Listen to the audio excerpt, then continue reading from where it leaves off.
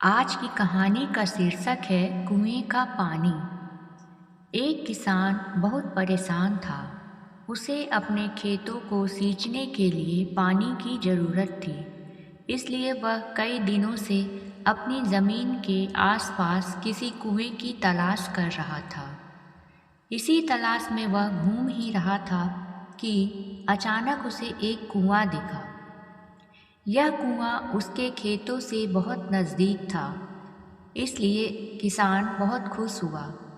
उसने सोचा कि अब उसकी परेशानी खत्म हो गई। यह सोचकर वह खुशी खुशी घर चला गया। अगले दिन वह पानी लेने कुएं पर पहुंचा। जैसे ही उसने कुएं के नज़दीक रखी बाल्टी कुएं में डाली, वहां एक आदमी आ धमका।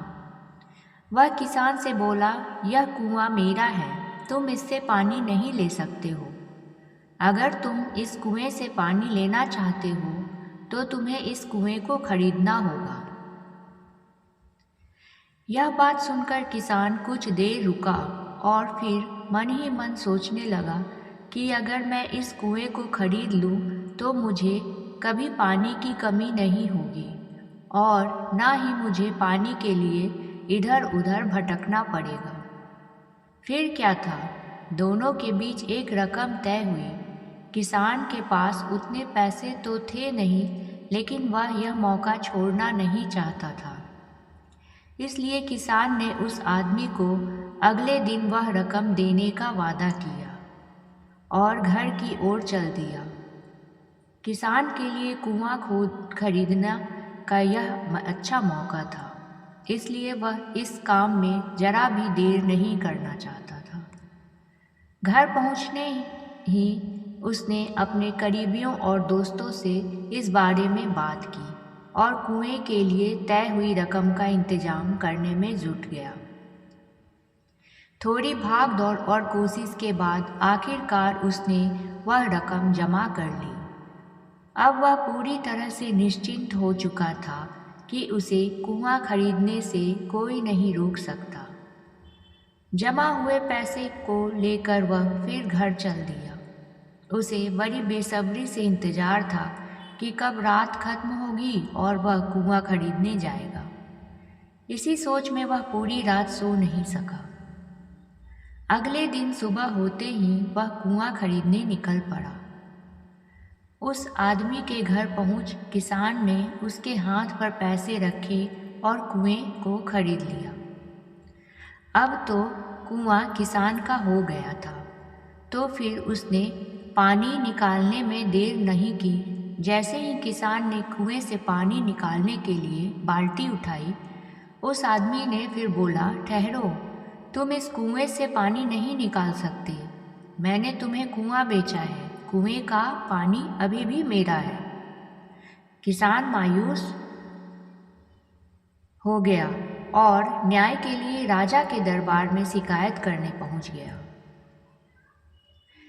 मालूम है उस राजा का नाम क्या था? राजा अकबर। राजा अकबर ने उस किसान की पूरी कहानी सुनी और फिर उस आदमी को दरबार में बुलाया जिसने वह कुआं बेचा था। राजा का फरमान सुनते ही वह आदमी भागा भागा दरबार में हाजिर हो गया। राजा ने उससे पूछा, जब तुमने इस किसान को अपना कुआं बेच दिया तो फिर इसे पानी क्यों नहीं लेने दे रहे हो? आदमी बोला, महाराज, मैंने इसे केवल कुआं बेचा था, पानी नहीं। यह बात सुनकर राजा भी सोच में पड़ गए। उन्होंने कहा कि बात तो यह पते की कह रहा है, कुआं बेचा है, पानी तो नहीं। काफ़ी देर सोचने के बाद जब इस समस्या को सुलझाने में वह नाकाम हो गए तो उन्होंने बीरबल को बुलवाया। बीरबल बहुत ही बुद्धिमान थे, इसलिए राजा अकबर किसी भी मामले पर फैसला लेने से पहले उनकी राय जरूर लेते थे। बीरबल ने एक बार फिर दोनों से उनकी समस्या पूछी। पूरी बात जानने के बाद बीरबल ने उस आदमी से कहा, ठीक है, तुमने कुआं बेचा, पानी नहीं। फिर तुम्हारा पानी किसान के कुएं में क्या कर रहा है?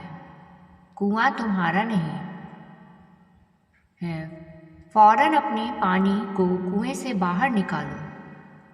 बीरबल का इतना कहते ही उस आदमी को समझ आ गया कि अब उसकी चालाकी किसी काम नहीं आने वाली। उसने राजा से फौरन माफ़ी मांगी और माना कि कुएं के साथ उसके पानी पर भी किसान का पूरा अधिकार है। यह देखकर राजा अकबर ने बीरबल की बुद्धिमानी की तारीफ की और कुआं बेचने वाले आदमी पर धोखेबाजी के लिए जुर्माना लगाया। यह कहानी से हमें पता चलता है कि अपने आप को दूसरे से अधिक चालाक नहीं समझना चाहिए। साथ ही धोखा देने की आदत से भी दूर रहना चाहिए, क्योंकि कोई ऐसा भी हो सकता है जो आपसे भी अधिक बुद्धि का इस्तेमाल करना जानता हो। ऐसे में आपका धोखा पकड़ा जाएगा और आपको अपने किए का भुगतान करना होगा, जैसे इस कहानी में उस आदमी को करना पड़ा।